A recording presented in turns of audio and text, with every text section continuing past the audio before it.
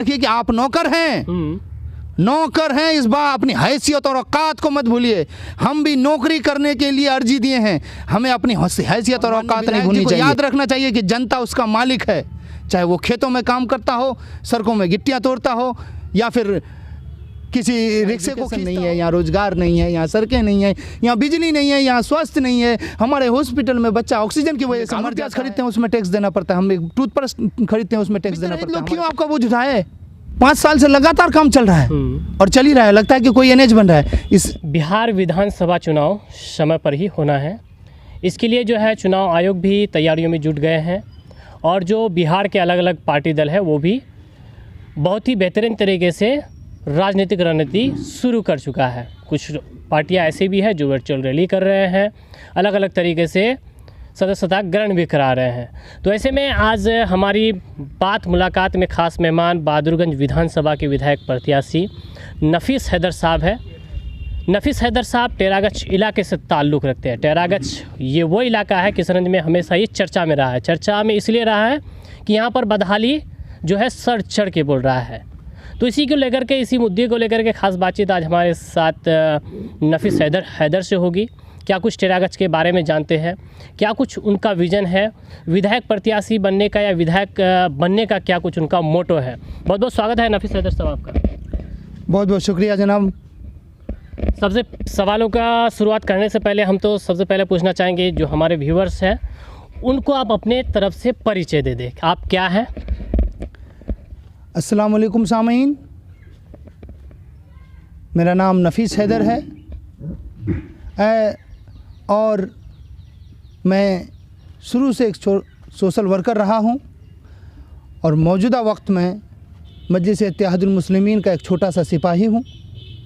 मजलिस इत्तेहादुल मुस्लिमीन के लिए कोशिश करता हूं। मेरा असल मकसद हमारे खित्ते की तरक्की है, इसके लिए मैं शुरू से कोशिश करता हूँ। इब्तदाई तालीम हासिल की है, कहाँ से की है? मेरी इब्तदाई तालीम मिडिल स्कूल बहादुरगंज, फिर high school Bahadurganj, Russell high school Bahadurganj.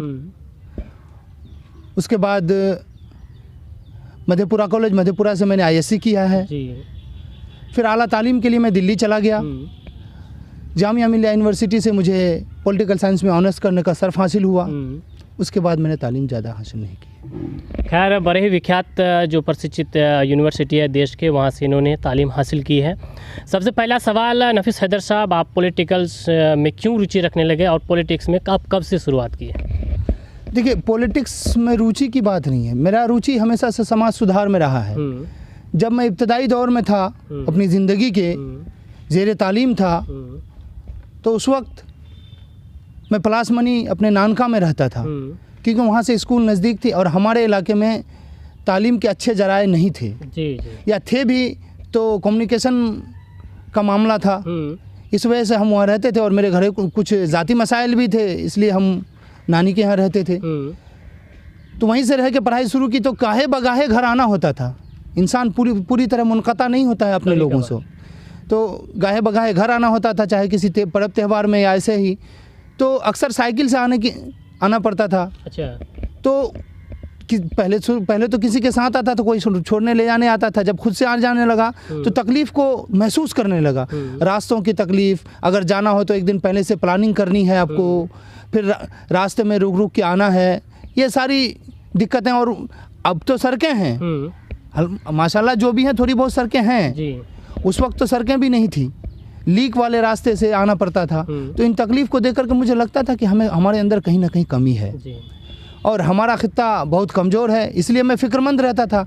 जब मैं तालीम के मामले में दिल्ली गया, वहाँ से जब ग्रेजुएशन करने लगा, मेरी आंखें खुली, मैंने दुनिया देखा, तो पता लगा कि हम अपनी तरक्की के लिए खुद जिम्मेदार हैं। हम तरक्की कर सकते हैं। अगर हम सियासत में आए हैं तो सियासत में एक ऐसा वहदा भी है, सियासत एक ऐसा ज़रिया है जिससे हम इलाके की तरक्की कर सकते हैं। तो अपने इलाके की तरक्की और पसमानदगी को देखते हुए तरक्की करने के लिए, यहाँ की पसमानदगी से परेशान होकर मैं सोचा कि एक ही रास्ता है अपनी निजात का, कि सियासत में आकर के अपना परचम लहराया जाए और अपने इलाके की तरक्की के रास्ते पर ले जाए। सियासत की शुरुआत कुछ लोग होते हैं जो पंचायत स्तर पे करते हैं, लेकिन आपने सीधे विधानसभा का फाइट करने का सोचे हैं। आखिर क्या रीज़न है? क्या कुछ आपको लगा कि नहीं, हमको डायरेक्ट जो है विधानसभा तक मेरी बोल होनी चाहिए, मेरे इलाके की बोल होनी चाहिए? सही फरमाया आपने कि हर इलेक्शन लड़ने वाले का या हर लीडर का अपना एक मोटो होता है। जैसे हमारे इलाके में एक आम फहम सी बात है, हर आदमी कहता है, ये सवाल आपने सिर्फ पहला नहीं है जो आपने किया है, बहुत सारे लोगों ने कहा कि भाई अब तुम्हें पहले पंचायत लड़ना चाहिए था। लेकिन मेरे मसाइल पंचायत वाले नहीं हैं। जिन मसाइलों को लेकर मैं चला हूँ वो मसाइल पंचायत से हल होने वाले नहीं हैं। वो एक मुखिया या पंचायत समिति या प्रमुख के हक की बात नहीं है, उसके क्या कहते हैं कि कार्य क्षेत्र की बात नहीं है। और अगर मेरे जो मसाइल हैं, मैं आगे मसाइल भी बयान करूंगा आपको, तो वो मसाइल एक विधायक या सांसद ही हल कर सकता है। अच्छा।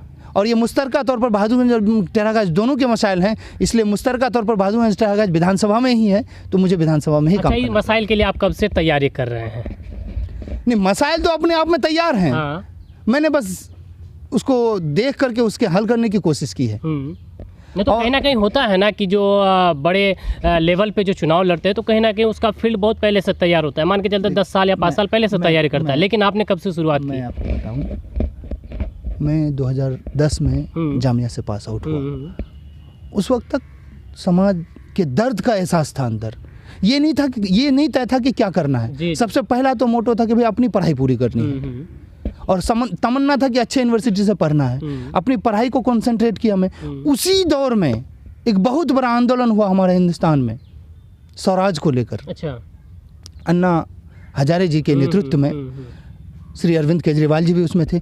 उस वक्त मैं जामिया में ज़ेरे तालीम था और 2010 के आंदोलन में बढ़ चढ़ कर हिस्सा लिया हमने, क्योंकि हमारे जहन में था कि समाज को बदलना है, उसलिए हमने हिस्सा लिया और उस चीज़ को समझने की कोशिश की। वहाँ से प्रेरित हुए। और मैं आपको बताऊँ एक अचरज सी बात, ये जो आपके सामने मैं बात कर रहा हूँ इस माइक पे, ये मुझे पहले नहीं आता था। और पहली बार अरविंद केजरीवाल जी ने यूँ माइक थमाते हुए बोला, नफीस बोलो। अच्छा। हाँ, वो हम लोग पहले ये कर रहे थे सभा में जाने से पहले। सभा में तो बहुत भीड़ हो गई थी, तो मुझे ऐसा लगा क्या बोलूं, तो मैंने कहा फिर इतने बड़े आदमी ने, क्रांतिकारी ने कह दिया है तो कुछ बात थोड़ी बहुत रखी। लेकिन दुख है कि उस बात की वीडियो क्लिपिंग वगैरह नहीं है, उस दौर में किसी ने किया नहीं या देखा नहीं, वो याद है मेरी। तो वहाँ से मैंने राजनीति की शुरुआत 2010 से की। फिर 2010 के बाद जब पार्टी बनी हमारी आम आदमी पार्टी, उसके बाद मैं पार्टी से जुड़ा। अच्छा।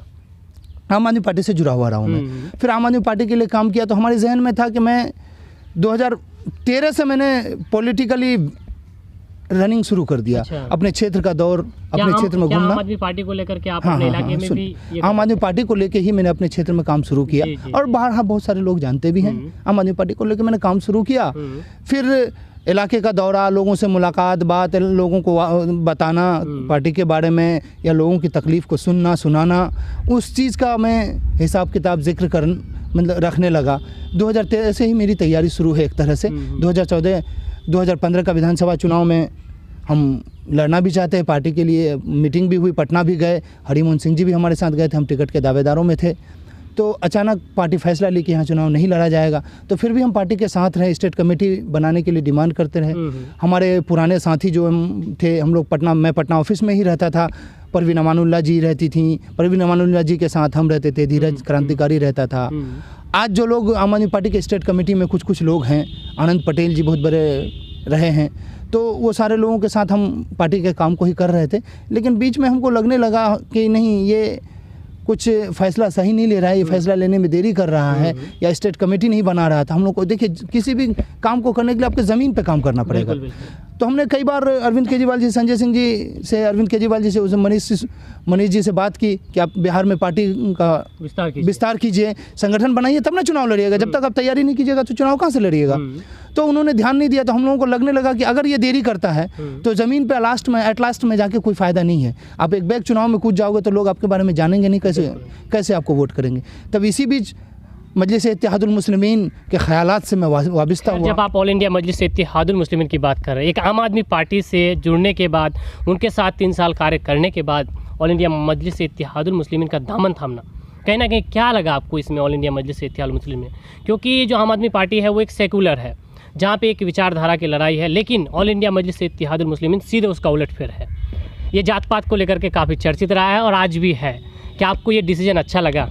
मैं बात करता हूँ, आपने कहा सेकुलरिज्म, मैं बिल्कुल मानता हूँ आम आदमी पार्टी सेकुलरिज्म है, सेकुलर है, ठीक है, जो सबके बारे में सोचती। देखिए किसी भी चीज़ को अपने आप को हवा बना के रखना नहीं होता, आपको काम करना होता है साहब। और हम लोग क्रांतिकारी लोग रहे हैं, हमारे अंदर जो रूह है वो क्रांतिकारियों की रूह है। हम काम करने पे यकीन रखते हैं, काम करने पे विश्वास रखते हैं, हम बातें करने में विश्वास नहीं रखते हैं। हमने आम आदमी पार्टी के, हमने अन्ना हजारे के साथ खड़े होकर के आंदोलन को जिंदा किया। इसमें हमारे एक साथी असद इकबाल साहब भी हैं, जी जी जी, क्रांतिकारी। तो हम लोगों ने जी जान लगा के काम किया। अन्ना हजारे जी का आंदोलन कहाँ पहुंचा, आम आदमी पार्टी बनाई, अरविंद केजरीवाल कहाँ पहुंचे, लेकिन क्रांतिकारी जहाँ का वहीं रह गया। तो हमें लगने लगा कि नहीं, हमें काम करना चाहिए। तो काम करने के लिए जो सबसे अच्छी पार्टी हमको दिखी, असदुद्दीन अवैसी की पार्टी लगी। कैसे लगी वो मैं बताऊँ आपको। आपने कहा आम आदमी पार्टी सेकुलर है, ठीक है, अपनी जगह वो सेकुलर है। आप कैसे कह सकते हैं कि मजलिस इत्तेहादुल मुस्लिमीन सेकुलर नहीं है? देखिए सियासत, हिंदुस्तानी सियासत में सबसे बड़ा मकसद होता है कि अवामुन नास का फैसला, फ़ायदे के बारे में कौन सोचता है। जो लोग जनसाधारण के समस्याओं को उठाए, जनसाधारण के विषयों पे चर्चा करे, जनसाधारण के दुखों को देखे, जनसाधारण के जो भी परेशानियां हैं उसका निराकरण करे, वही पार्टी असल पार्टी है। और मैंने ये देखा कि असदुद्दीन अवैसी साहब की पार्टी, इज़्ज़त मुआब असदुद्दीन अवैसी साहब की पार्टी, इज़्ज़त मुआब अख्तरुल इमान साहब जिससे जुड़े हुए हैं, MIM अक़लियतों के दर्द को उठाता है और दलितों के दर्द को उठाता है। ये देश में असल तो मूल निवासियों का है ना, ये देश, इस देश का मूल निवासी तो यहाँ के दलित है ना, उनकी समस्याओं को उठाता है और उनकी समस्याएं सबसे ज़्यादा ज़रूरी हैं।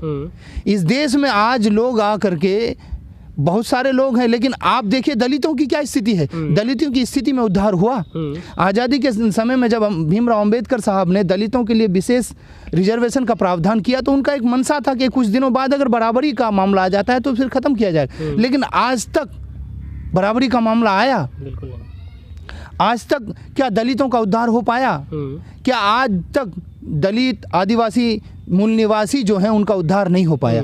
उनकी उद्धार की अगर कोई बात अगर ईमानदारी से करता है तो असदुद्दीन अवैसी करता है। अच्छा, क्या लगता है कि ये दलितों की जो उद्धार की लड़ाई है ये कितना मुश्किल और कितना आसान है आप लोगों के लिए? क्योंकि आप मान के चलते हैं कि आप ऑल इंडिया मजलिस इत्तेहादुल मुस्लिमीन, ये लगातार जब से पार्टी का जो विस्तार हुआ है, जब से पार्टी यानी कि कहीं ना कहीं स्थापना हुआ, तब से ये उनका ही खास मोटो रहा है, लेकिन आज तक तो कोई धरातल पर नहीं दिख रहा है इसका रिजल्ट। देखिए एक बात मेरी पूरी नहीं हुई थी पिछले सवाल की, कि दलितों के उद्धार के लिए ही सोचता है। बहुत सारी पार्टियां दलित के नाम पे बनी, लेकिन किसी ने दलित का उद्धार नहीं किया। और असदुद्दीन अवैसी ही एक ऐसा शख्स है जो एक आदमी के सामने जो बात बोलता है, डंके की चोट में लाखों आदमी के सामने ऐवान में भी उस बात को बोलता है। हम दलितों के उद्धार के लिए कोशिश कर रहे हैं और दलितों के उद्धार के लिए जो भी करना पड़ेगा, जितनी भी कुर्बानियाँ देनी पड़ेगी, हम तैयार हैं। और तीसरी बात कि दलित ही इस देश का मूल निवासी है। सारे लोग इस देश के निवासी हैं, पर दलित मूल निवासी है और दलितों का उद्धार आवश्यक है। दलितों के उद्धार के बगैर देश का विकास नहीं हो सकता। अगर आप देश को विश्वगुरु बनाना चाहते हैं, हमारे माननीय प्रधानमंत्री जी कहते हैं कि हम विश्वगुरु बनाएंगे, तो हम विश्वगुरु अगर बनाना चाहते हैं तो हमें यहाँ के मूल निवासी का उद्धार करना पड़ेगा। जब तक मूल निवासी का उद्धार नहीं होगा तब तक देश का विकास नहीं होगा। खैर, बात अब आपके बहादुरगंज विधानसभा क्षेत्र की करेंगे। 17 साल के कार्यकाल में ऐसा क्या देख रहे हैं कि इलाके के लिए बहुत बड़ी उपलब्धि है? जहाँ तक 17 साल के कार्यकाल में देखा जाए तो माननीय विधायक तौसीफ साहब की कोई ऐसी उपलब्धि नहीं है, ऐसा कार्य नहीं है जिसको उपलब्धियों में गिनाया जाए। अगर आप उनसे पूछेंगे तो वो सड़कों को गिनाएंगे। भाई सड़कें प्रधानमंत्री योजना, मुख्यमंत्री योजना से बनती है, जो मनरेगा योजना से बनती है वो बननी है, वो बनेगी।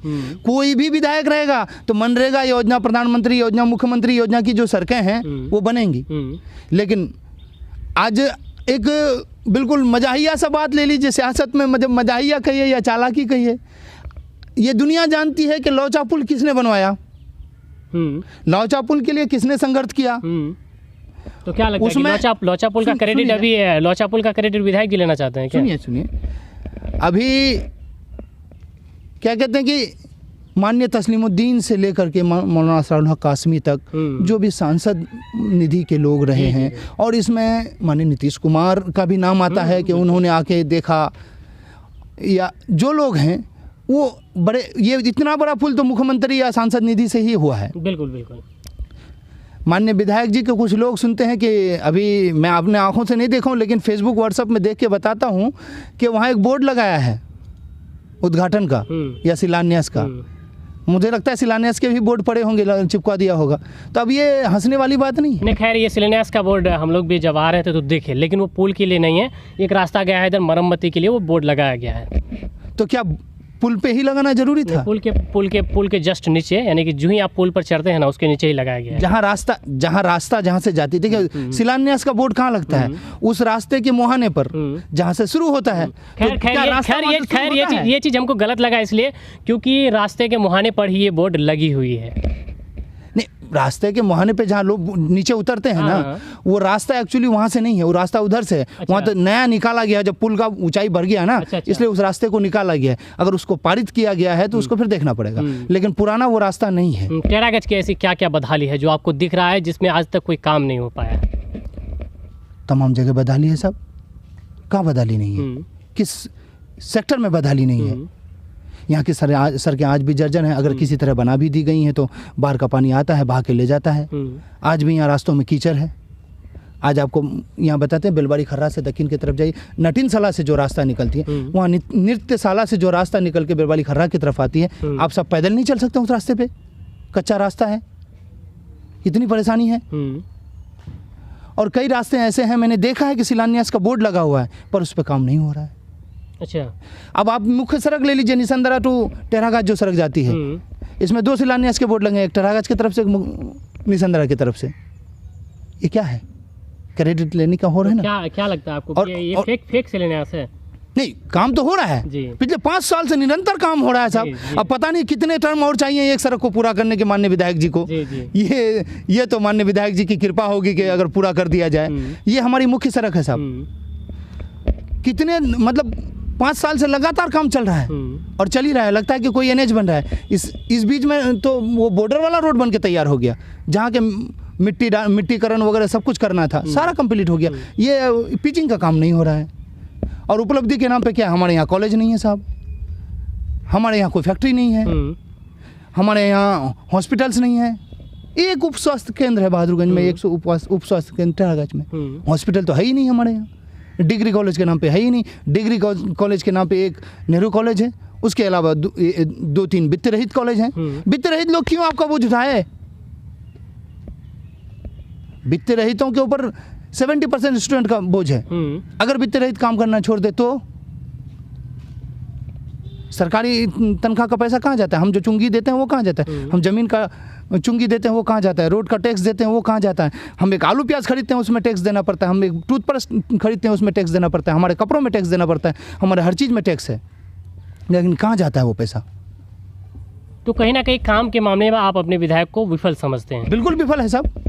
कुछ नहीं हमारे यहाँ। हमारे किसानों को आज भी तड़पना पड़ता है। एक तो बाढ़ का इलाका है, सबसे बड़ी मसला आप सुनिए, बाढ़ का इलाका है। यहाँ कनकई नदी और रतवा नदी का मार रहता है बहादुरगंज विधानसभा में, पश्चिमी क्षेत्र में। और पूर्वी क्षेत्र में एक नदी थी, दरनिया की नदी, तो अल्हम्दुलिल्लाह वो इतना अभी परेशान नहीं कर रही, पहले बहुत परेशान कर रही थी। तो अभी ये 2 नदियाँ परेशान कर रही हैं। इनके आप साइड से तटबांध नहीं करवा सकते हैं साहब? तटबांध अगर कर दिया जाए दोनों साइड से, जितनी नदी का दोनों धारा को कंट्रोल कर दिया जाए तो कितना गांव बच जाएगा, कितने लोगों की फसलें बच जाएंगी। ये करना चाहिए। यहाँ का किसान परेशान है। यहाँ के किसान को आपको खाद और बीज लोन पे मिलना चाहिए। खाद और बीज लोन पे नहीं मिल रहा है। लोग कर्ज लेकर के जेवर गिरवी रख करके, अपना सामान गिरवी रख करके खाद और कर्जा उठाता है महाजनों के यहाँ से, फिर उसका खाद और बीज खरीदता है, उसको खेतों में लगाता है, और उसके बाद जो फसल उसकी उपजती है उसका सही कीमत नहीं मिल पाता है, उसको बेचने का कोई मंडी नहीं है। बाद में क्या होता है कि उसको कम दाम पे बिचौलिए को बेच देना पड़ता है। अब एक मंडी आपके साथ गुलाब बाग में है, यहाँ का एक गरीब किसान गुलाब बाग में अनाज बेचने जा सकेगा? नहीं सकेगा। तो पूरा जिला का वही हाल है। पूरे जिले की बात कर रहा हूँ मैं। तो फिर भाई परेशानी सबकी है, गुलाब बाग जाना पड़ता है। इसके लिए हम लोगों ने डीएम साहब को आवेदन भी दिया, यहाँ मकई का खेती जो हुआ मक्के के लिए जी। तो ये नहीं कर रहे हैं। उनको चाहिए कि सरकार को चाहिए कि सरकार हर पंचायत में, और ये विधायकों का काम है कि इसका डिमांड करे, सरकार हर पंचायत में एक मंडी लगाए, सरकारी मंडी, और हर किसान के अनाज को सरकारी दाम तय करके उचित मूल्य दे करके उसको खरीदे, उसके बाद वो डिस्ट्रीब्यूट करे जहाँ भी करना है। और इसके लिए आवाज़ कौन लगाएगा? विधायक लगाएगा ना साहब। आपके जैसा रिपोर्टर, हमारे जैसा आम आदमी कहिए ना सर, आम आदमी अगर बोलेंगे तो हमारी आवाज़ को सुनने वाला नहीं है। क्या नफीस हैदर साहब जब विधायक बनेंगे तो क्या इस काम पर इनका फोकस रहेगा? बिल्कुल फोकस रहेगा हमारा काम रहेगा। क्या मोटिव है, क्या उद्देश्य है? सबसे पहला किसान का उद्धार। हमारा क्षेत्र किसान बहुल क्षेत्र है, और किसान बहुल क्षेत्र में किसान का उद्धार जरूरी है। किसी भी क्षेत्र का आप उद्धार करना चाहते हैं तो वहाँ के बहुल क्षेत्र का, वहाँ के बहुसंख्यक का उद्धार कीजिए, वहाँ से अल्पसंख्यक का उद्धार कीजिए, वहाँ के जमीन से जुड़े हुए लोगों का उद्धार कीजिए। ये तो चुनाव के पहले हर एक नेता बोलते हैं, कितना ट्रस्ट करेंगे लोग? बिल्कुल ट्रस्ट करेंगे, काम करके दिखाएंगे साहब। पहली बार मजलिस इत्तेहादुल मुस्लिमीन यहाँ चुनाव लड़ने जा रही है। क्या लोग विश्वास करते हैं?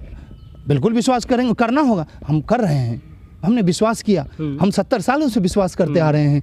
कभी हमने मुरारजी बाबू पे विश्वास किया, कभी हमने इंदिरा गांधी पे विश्वास किया, कभी हमने अटल बिहारी वाजपेयी जी पे विश्वास किया, कभी हमने मनमोहन सिंह पे विश्वास किया, आज हम नरेंद्र मोदी जी पे विश्वास कर रहे हैं।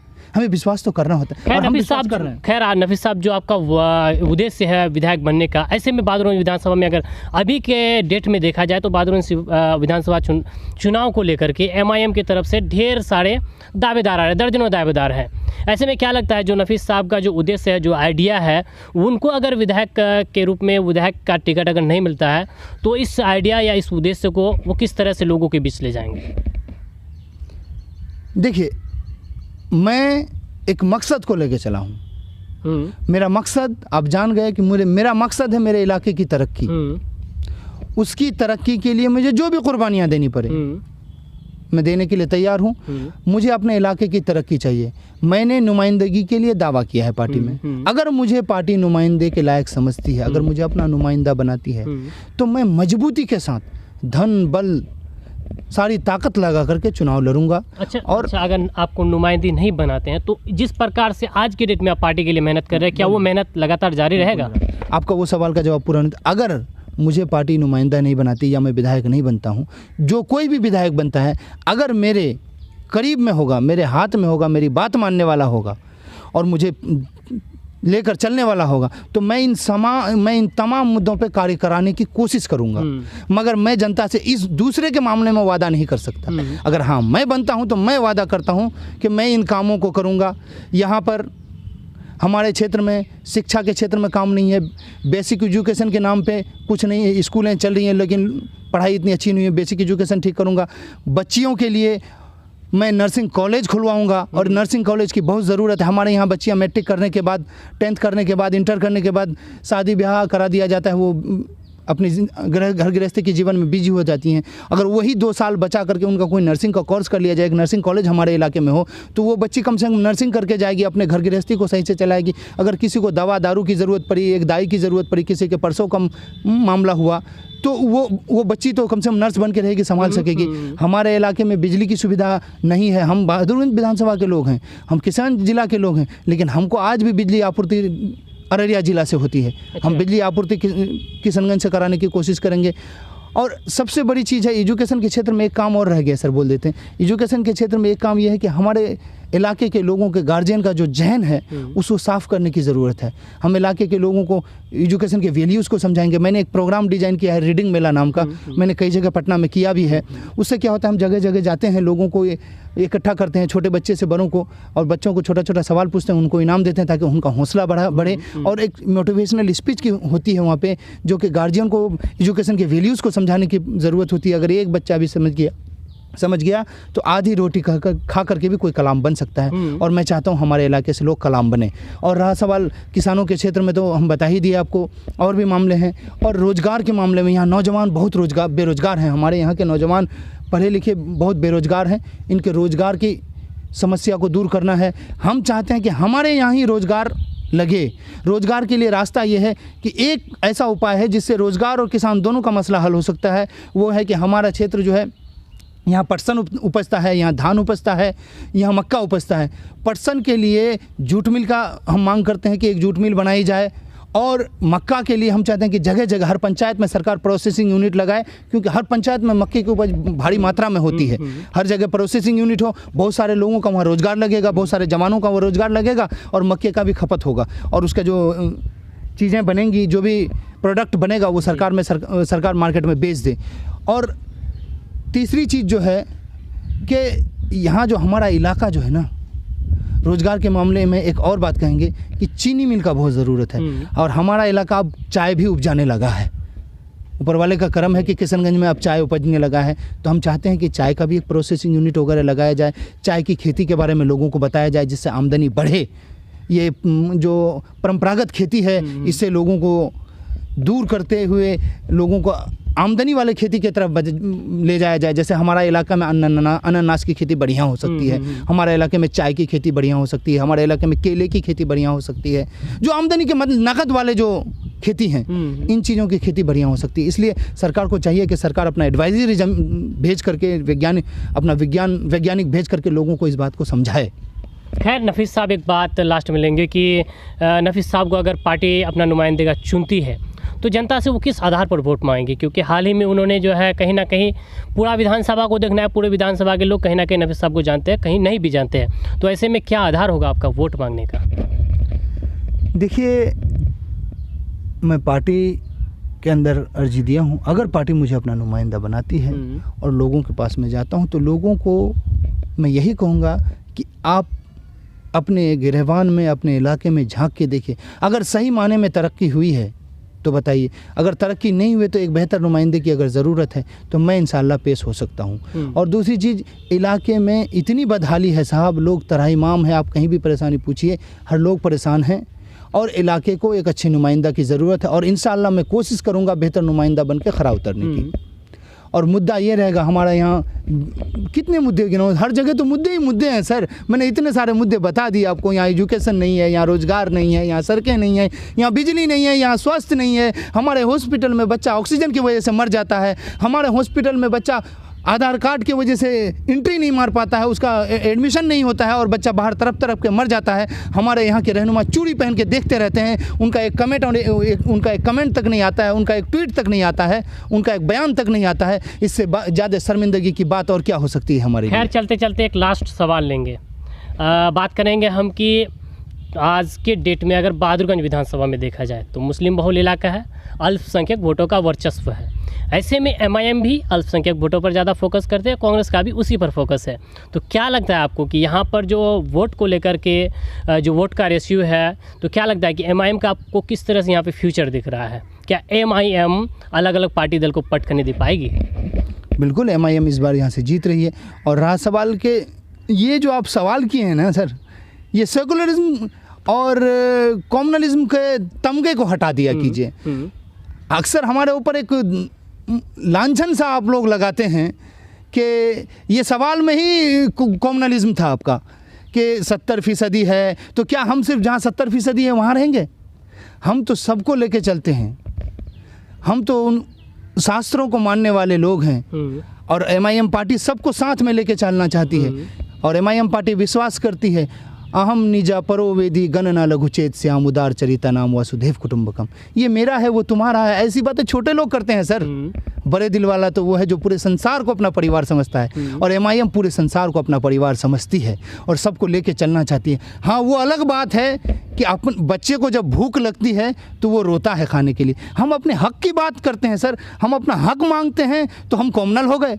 हम अगर अपनी अधिकारों की प्राप्ति के लिए आपसे आपकी आंखों में आंखें डाल के बात करते हैं तो हम गुनहगार हो गए साहब।